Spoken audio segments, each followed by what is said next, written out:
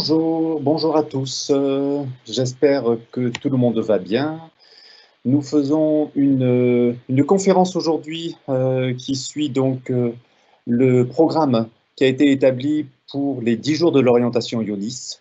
Rapide rappel, les 10 jours de l'orientation IONIS organisés avec les écoles Epitech informatique et IARTSUP design et graphisme. Aujourd'hui, nous avons décidé de faire une conférence parmi les 31 conférences que nous avons organisées pendant les 10 jours sur le marketing, la communication et leurs métiers, leurs différents métiers. Donc, on va déjà commencer par une première approche qui est la suivante.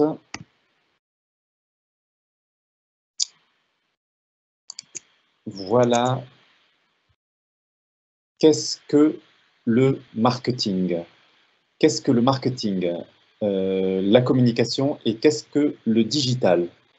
Alors, on va prendre un exemple très simple. Vous voyez au centre de l'écran, vous avez un produit-service qui est un téléphone portable. Alors, en l'occurrence, c'est un Apple, ça peut être n'importe quel produit. Et en fait, pour avoir ce téléphone portable dans la tête des personnes qui ont créé les téléphones portables, il fallait avoir une idée. Ce que vous retrouvez ici, idée et stratégie. Et une fois que vous avez une idée, il faut donner les caractéristiques de ce produit, il faut le designer, il faut lui donner des valeurs, il faut lui donner un positionnement, il faut, si possible, qu'il y ait des innovations. Et quand Steve Jobs a créé l'Apple, Dieu sait si on avait des innovations.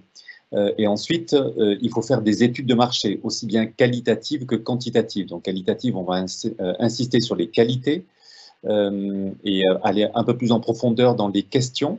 On va poser très peu de questions, mais de façon très pertinente et très profonde.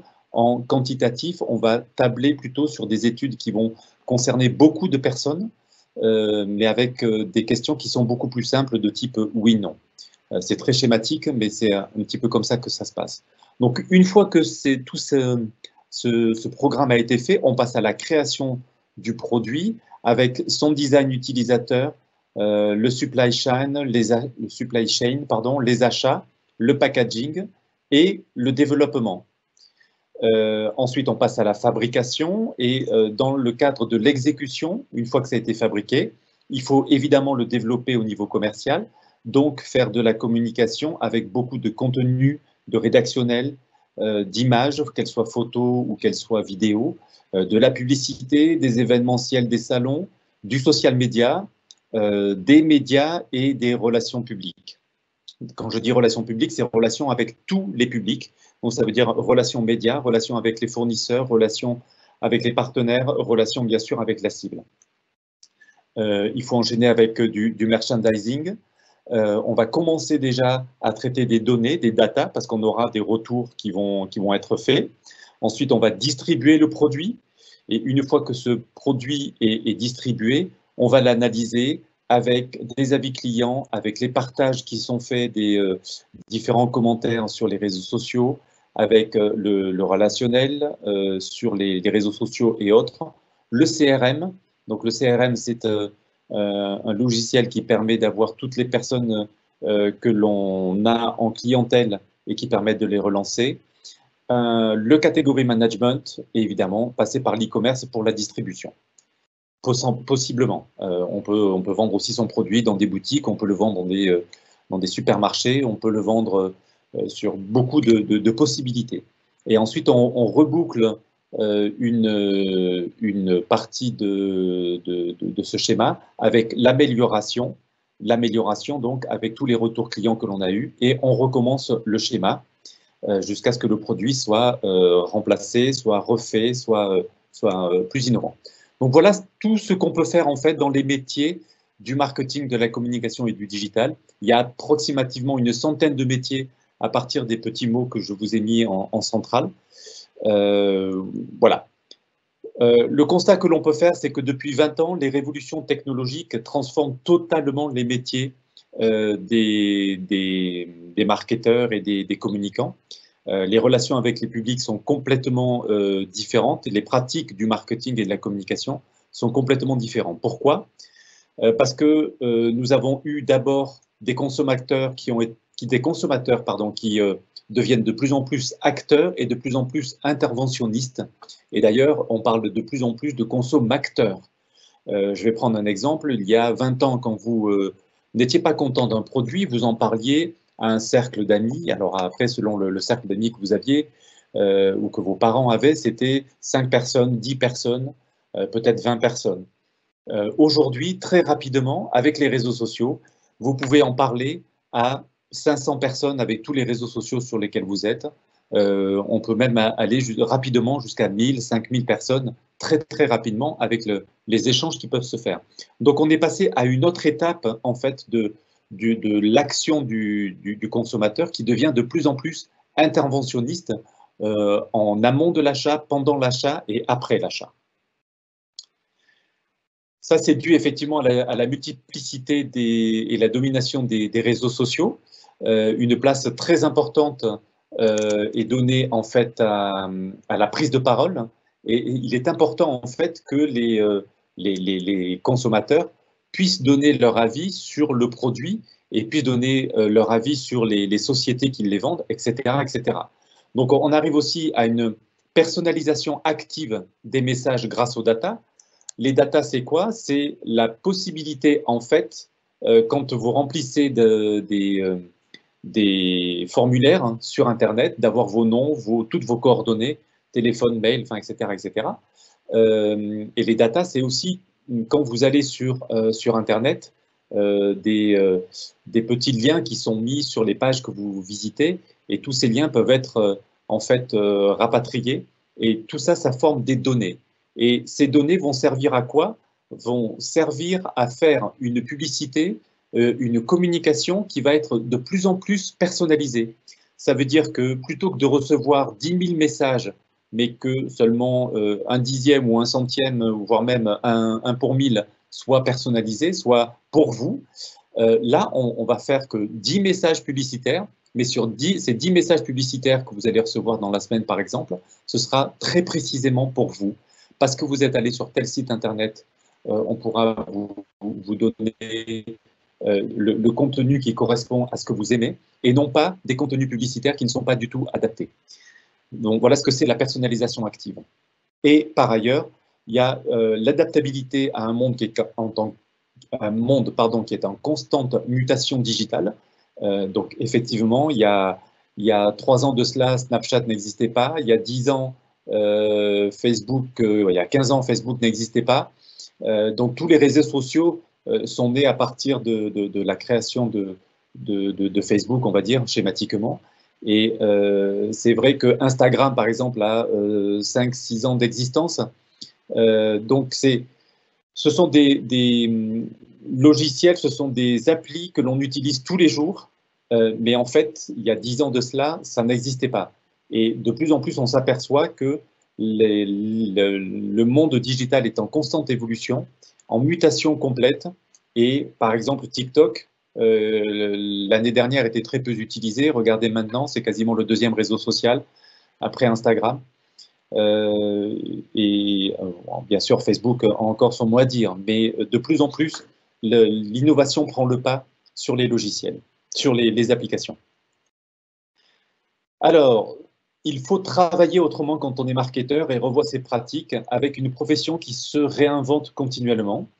Et ce qui veut dire que de plus en plus, nous nous approprions les outils et les données pour composer de nouveaux messages publicitaires, notamment grâce à l'intelligence artificielle, mais je vais y revenir un petit peu après.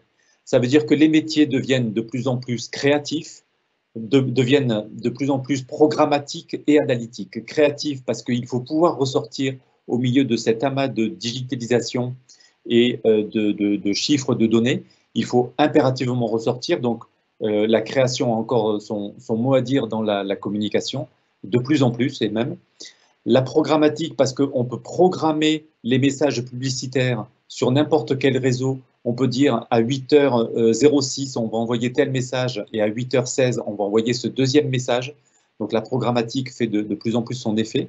et de plus en plus analytique parce qu'on va analyser encore mieux qu'auparavant tous les KPI, en fait, c'est-à-dire tous les retours qu'on va avoir des retours des publicités, des retours des messages que l'on fait passer, des retours des contenus que l'on écrit sur n'importe quel réseau.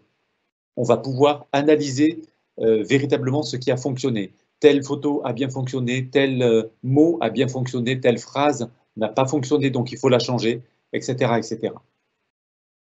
Donc l'enjeu pour les marques aujourd'hui, elle est à la frontière de 3 éléments qui sont de plus en plus importants et de plus en plus pris en compte par les marketeurs.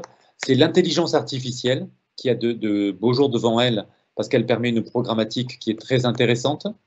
L'émotion créée par la création, mais l'émotion créée par un produit, par une image, par un texte.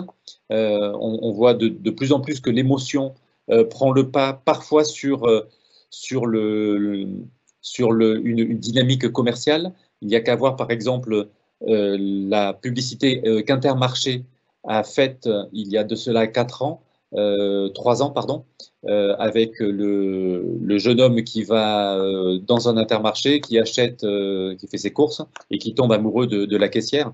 Ça a créé une émotion et un choc qui n'était pas connu dans le monde de la grande distribution. Et c'est quelque chose qui a montré ses avantages et qui a surtout porté ses fruits pour cette société, puisque malgré tout, les gens n'ont pas, plutôt que la promotion qui est habituellement faite dans la grande distribution, c'est vrai que ce côté émotion a porté ses fruits. Et l'hyperconnectivité, mais ça on en a déjà parlé, les gens passent de plus en plus de temps sur leur téléphone ou sur leur tablette pour communiquer les uns les autres et pour communiquer avec les marques. Et donc, les métiers qui actuellement sont en cours, j'allais dire, par exemple à l'ISEG, une fois que nos diplômés sortent de l'école, ils deviennent responsables de la communication et chefs de projet communication, donc quasiment pour un quart d'entre eux.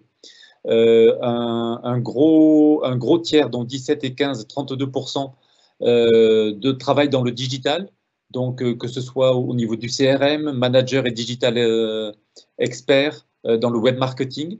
Ensuite, il y a une partie dans le commerce, un peu plus de 10%, business developer et dans le commerce. Social media manager et brand content. Donc là, on rejoint le contenu dont je vous parlais tout à l'heure, photo, vidéo, texte, et le texte segmenté en fonction des différents réseaux sociaux que l'on utilise. Et ensuite, la communication événementielle avec les relations publiques. Et après, d'autres personnes se dirigent plutôt vers la création d'entreprise, le conseil et l'audit. Donc là, en fait, je vous ai présenté une première approche des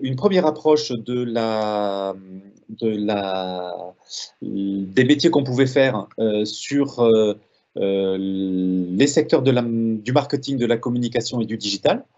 Maintenant, ce qu'on pourra voir, c'est en fait quels sont les métiers que l'on peut faire, on va dire, dans un futur de 2 à 3 ans et plus encore. Donc, on va revenir à ces métiers, l'évolution des métiers.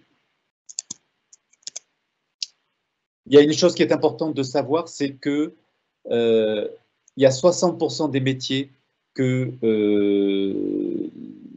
les secteurs du marketing, de la communication et du digital vont faire, qui n'existent pas encore en 2030.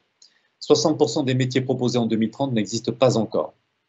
Et par ailleurs, il y a une chose qui est importante, c'est qu'il y a 100 000 postes qui sont à pourvoir dans le numérique d'ici 3 ans. Donc le numérique et le digital ont de beaux atouts d'abord, et puis un bel avenir devant eux. La révolution numérique, en fait, sera véritablement celle des compétences et des savoir-être. Les savoir-être, je vais y revenir un petit peu après. Demain, les métiers, c'est à partir de 2020 et dans les années futures jusqu'à 2030, c'est le top 6 des métiers émergents dans le marketing et la communication. Il y a d'abord le métier de growth hacker, qui est un métier que l'on appelle un métier activateur de croissance, un métier en fait qui tient compte à la fois du marketing, à la fois du digital et à la fois du commerce. C'est un métier qui est au centre de ces trois activités et qui va gérer un petit peu partout. Il va prendre un tiers des parties qui l'intéressent et proposer des contenus, proposer des actions, proposer des visuels, des films, etc., qui vont pouvoir activer la croissance du produit ou du service que l'on vend. Ensuite, le métier qui va revenir, c'est manager produit et contenu. On va associer en fait les créateurs de produits qui connaissent très très bien leurs produits, donc qui vont créer du contenu, et ce contenu après sera pris en charge par des managers des contenus ou managers digital, qui lui va pouvoir le segmenter en plusieurs morceaux en fonction du device, c'est-à-dire du téléphone, de l'appli qui va être utilisé et surtout du réseau social qui va être utilisé. Ensuite, il y a manager de l'expérience client qui est aussi appelé UX designer. Le manager de l'expérience client est un métier qui se rapproche du marketing parce que c'est quelqu'un qui va créer tout ce qu'il faut autour de la vente du produit pour que le consommateur se sente bien, pour qu'il puisse essayer le produit, pour qu'il puisse le visualiser, pour qu'il puisse par exemple sur Internet changer la couleur du produit, pour qu'il puisse en changer la forme, pour qu'il puisse par exemple sur une voiture remplacer les coussins et le tissu des coussins par plusieurs tissus justement pour pouvoir le choisir lui-même, de la même façon sur la couleur de la carrosserie, etc., etc. Et en fonction de ça, ça va créer une expérience que le client va pouvoir faire jusqu'au bout en essayant le produit. Et ça, c'est avec la réalité virtuelle et la réalité augmentée, ce sont des métiers qui sont révolutionnés complètement. Donc l'apport du digital a changé encore le métier de l'expérience client. Data marketer, on en a parlé tout à l'heure, donc c'est toutes les datas que l'on récupère sur Internet quand les consommateurs laissent leurs données. Et donc là, ce sont des métiers qui sont, on va dire, un peu plus proches des statistiques, un peu plus des probabilités. Donc, si vous aimez ces métiers, ces matières, c'est tout à fait possible de faire. Community activist, c'est quelqu'un qui va gérer des communautés de médias sociaux, pardon. C'est-à-dire que avant, ce métier, c'était community manager, mais le community manager, c'est à force transformé en community activist parce qu'il va énormément faire des actions, faire des choses avec sa communauté, y compris leur parler, y compris échanger avec eux, interagir, créer des concours, créer des actions qui font que ce métier-là est très intéressant parce que très proche du consommateur, et donc il y a une relation humaine qui est très importante dans ce métier. Et enfin, le directeur de la stratégie digitale, qui à terme va peut-être remplacer le directeur de la communication. La stratégie digitale est très importante dans une société, et pas que au niveau marketing communication, mais aussi au niveau de l'évolution, au niveau de la révolution digitale que ça provoque, dans notamment les PME, les PMI. Il y a quelque chose de très intéressant à travailler autour de ces métiers.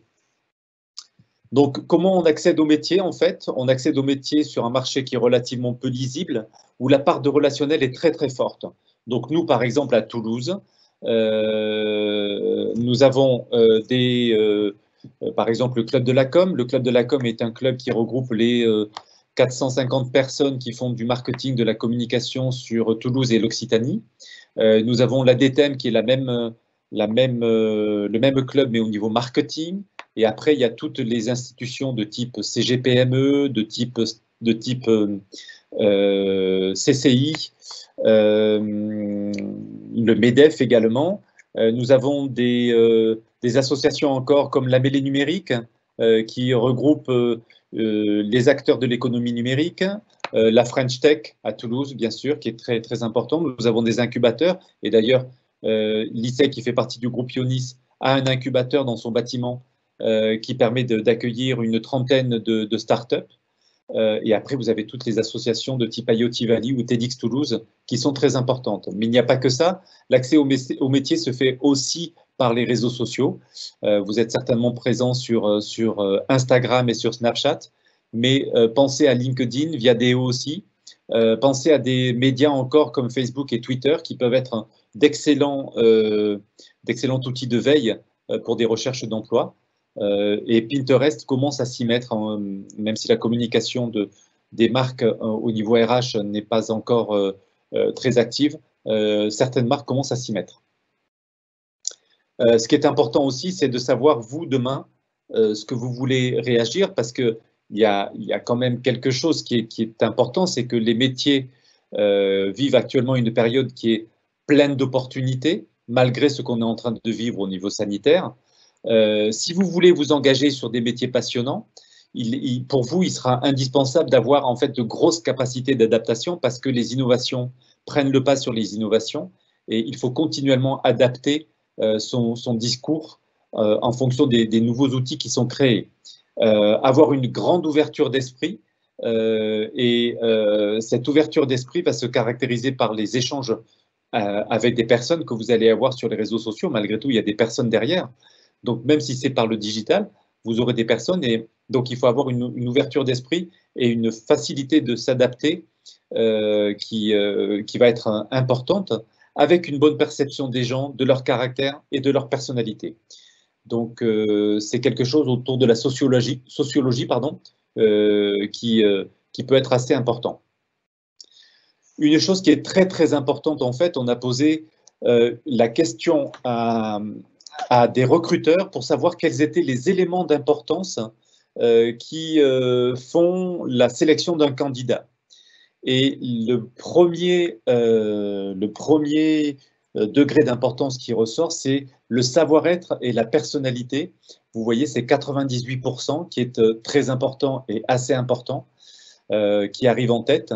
Le savoir-être et la personnalité, dans ce qu'on appelle les soft skills, c'est comment vous agissez en fait. C'est-à-dire vous allez apprendre un métier, vous allez apprendre à devenir un manager d'un grand nombre d'écoles et en particulier l'ISEG. Mais il y a aussi votre personnalité, il y a aussi votre savoir-être, hein, votre éducation qui sont importantes. Et c'est là-dessus que vous allez être aussi recruté quand vous allez passer un entretien et que vous allez éventuellement faire des tests, passer pourquoi pas des concours pour être recruté. Donc, n'oubliez pas cette notion de savoir-être et de personnalité. En deuxième, avec 78% très important, 78% très important et 21% assez important, son expérience, son parcours. Et ensuite viennent les diplômes et le niveau d'études.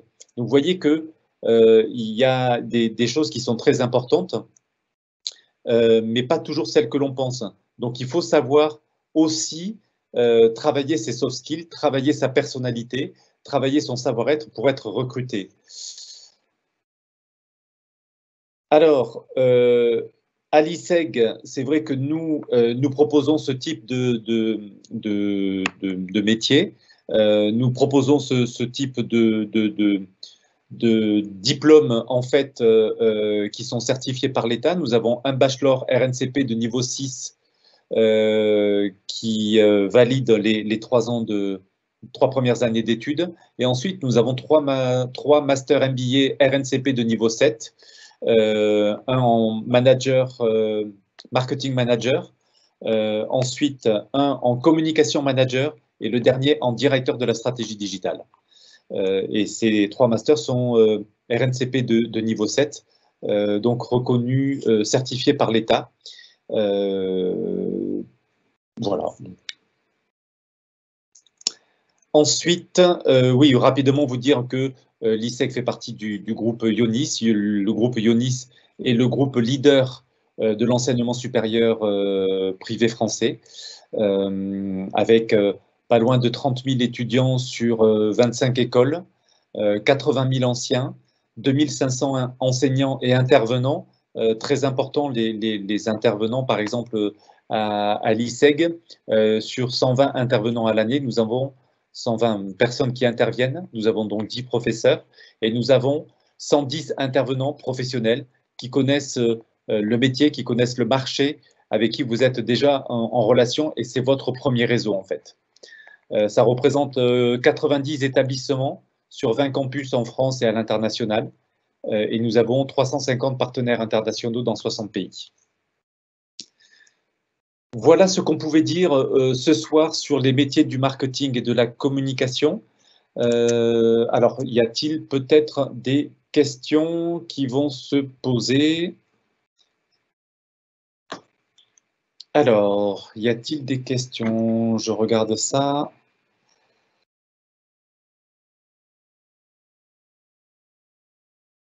Alors, une première question qui est posée, comment se déroulent les cours à l'ISEG? Alors, les cours à l'ISEG sont partagés en deux parties. Une première partie en bachelor et une deuxième partie en master. Donc, très générique sur les métiers du marketing, de la communication et du digital dans un premier temps, sur les bases de ces domaines-là. Plus des cours que vous trouverez, enfin des cours d'économie, des cours des cours de finance, mais également beaucoup de cours de langue, naturellement, avec des majeurs qui ont été créés sur majeur digital, majeur création et majeur international pour que vous puissiez choisir votre parcours.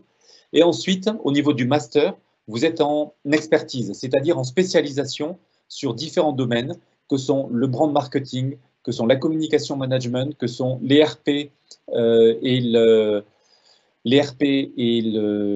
média, l'événementiel, et ensuite le digital et les réseaux sociaux. Et là, vous allez très en profondeur dans chacun d'entre eux pour sortir ensuite manager des domaines que vous aurez choisis au fur et à mesure. Voilà un petit peu comment se déroule l'activité dans l'école avec beaucoup de projets. Nous avons un gros ADN sur le projet. Si vous restez dans l'école, vous ferez 500 heures de projet. Si vous restez dans l'école 5 ans, 500 heures, ça représente 5 ans. Et ces projets, vous allez les faire en 2 mois, en 3 jours, en 1 semaine, ou alors en 2 ans, puisque le dernier projet que vous allez faire, c'est la création d'une entreprise qui va durer 2 ans. Ensuite, une autre question qui m'est posée, est-ce que vous préparez l'international? Oui, tout à fait. On a des possibilités de partir à l'international dès la première année, puisque vous pouvez faire un stage de langue à Dublin dès la première année. En troisième année, vous pouvez faire le semestre à l'étranger dans 7 destinations. 3 en Europe, pardon, Madrid, Budapest et Dublin, 3 aux États-Unis, à New York sur la côte Est, à Irvine et Berkeley sur la côte Ouest et à Buenos Aires. Et enfin, vous avez la possibilité, dans le Master 2, de partir un semestre, le deuxième également, à l'étranger, à la Dublin Business School à Dublin, en Irlande, ou au Baruch College de New York. Et dans ces cas-là, vous avez 2 diplômes, celui de l'ISEG et celui de la DBS ou du Baruch. Voilà pour l'international. Une dernière question sur les métiers peut-être? Alors, je regarde. Merci pour la présentation, je vous en prie. Très intéressant, ben, j'en suis ravi. Une dernière question qui m'est posée par Elodie. Elodie me demande quel est le métier le plus intéressant entre le métier du marketing et de la communication. C'est très compliqué à vous répondre, Elodie, parce que ça ouvre les portes à des métiers qui sont très différents. J'allais dire, ils sont tous intéressants. Après, ça va dépendre un petit peu à votre capacité à vous immiscer dans un domaine, que ce soit marketing, communication ou digital, sachant que le digital reste quand même très transversal sur ces métiers-là. Après, je pense que le mieux, c'est que vous fassiez beaucoup de stages. Et les stages, en fait, si vous voulez, par exemple à l'ISEG, il y en a 20 mois minimum qui sont obligatoires. Hein. Et on vous met très en relation avec le monde de l'entreprise ou alors de l'entrepreneuriat même, c'est tout à fait possible, avec la création de votre start-up, comme je l'ai déjà dit tout à l'heure. Et donc, le fait de faire des stages, peut-être, ça va vous diriger vers les domaines du marketing et de la communication. Mais les domaines du marketing, chef de projet, chef de secteur, chef de produit, après les études qualitatives, les études quantitatives, les data marketeurs, data scientists, supply chain, tout ça, ça va être des métiers autour du marketing et la communication. On sera plus proche du contenu, on sera plus proche des médias, on sera plus proche des réseaux sociaux, d'Internet. Il y a peut-être un petit côté créatif un peu plus important sur la communication avec le métier de directeur artistique, par exemple. Donc, vous voyez, ces métiers sont très différents, mais il n'y a pas de non-intéressement, si vous voulez. C'est quelque chose qui est vraiment complémentaire. Les uns sont complémentaires par rapport aux autres. Voilà ce que je pouvais dire. Bah, écoutez, je vous remercie de m'avoir écouté ce soir. J'espère que ça a été fructueux pour vous et que vous avez appris des choses et que ça vous donnera la possibilité de pouvoir choisir ces métiers qui sont assurément passionnants, où il fait bon vivre, hein, et où on n'arrête pas de travailler dans l'innovation. Il y a toujours un lendemain, il y a toujours quelque chose qui est à continuer, à refaire. Et ce sont des métiers qui vraiment prennent toute une vie et qui sont très, très évolutifs. Ça aussi, c'est très important. Vous allez commencer assistant marketing ou communication, et puis ensuite chargé d'eux, et puis responsable d'eux, et ensuite directeur de communication, directeur marketing. Donc, c'est très évolutif. Et vous avez pléthore de métiers, vous avez beaucoup de métiers, une centaine qui sont possibles à partir de ces secteurs-là. Voilà, encore merci. Je vous souhaite une excellente soirée et peut-être à très très bientôt. Au revoir.